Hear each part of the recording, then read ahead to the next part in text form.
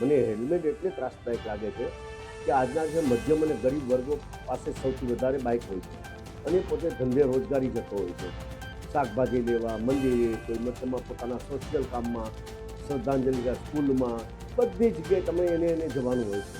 અને આજના દિવસો મધ્યમ અને ગરીબ વર્ગ લગભગ તમે જાણો છો કે આજે બધા લોકોની દવા ચાલે છે, એમાં ગરીબ લોકો આજના દિવસમાં સિટી વિસ્તારની અંદર 200, 200, 300 મીટર તમારે સિગ્નલ આવતા હોય, સિગ્નલ ફોલોઅપ કરવાના.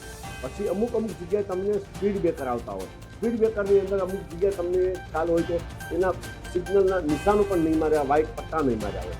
અમુક જગ્યાએ કોર્પોરેશને ખોદકામ ગમે ત્યાં કર્યું હોય તો અહીંયા બેરિકેડ ન લગાવ્યા. આડેધડ પાર્કિંગ, આડેધડ મતલબમાં દબાણો થાય છે. આ દબાણો જે જ્યાં કરવાનું છે ત્યાંથી નથી કરતા અને ગરીબ અને મધ્યમ વર્ગ ઉપર આજના દિવસમાં સિટીમાં 10થી 15 કિલોમીટરથી વધારે સ્પીડે ગાડી ચાલતી નથી. તમે જો 15 કિલોમીટર નહીં ચાલતી હોય, 15 કિલોમીટર કેવી છે હવે એટલી ગાડી ચાલતી ન હોય, એમાં તમે હેલ્મેટનો ત્રાસ આપો તો આજે આ ગરમીની અંદર લોકોને આરોગ્યની ગણતરી હાનિકારક, એને સાચવવો ક્યાં? અને આજના દિવસમાં મધ્યમ અને ગરીબ વર્ગ અસંખ્ય સમસ્યાઓથી જૂઝમે છે. મારી ગણતરી આમાં નોંધી છે અને જેથી કરીને મેં મુખ્યમંત્રીશ્રીને, પ્રદેશ અધ્યક્ષને, ગૃહમંત્રીને અને પોલીસ કમિશનરને મારી લાગણી રજૂ કરી છે. તો એને ઘોડાનો ડામ પખાલીને થોડો અપાય, ઘોડાનો ડામ ઘોડાને આપો ને, જેનો જે છે તે.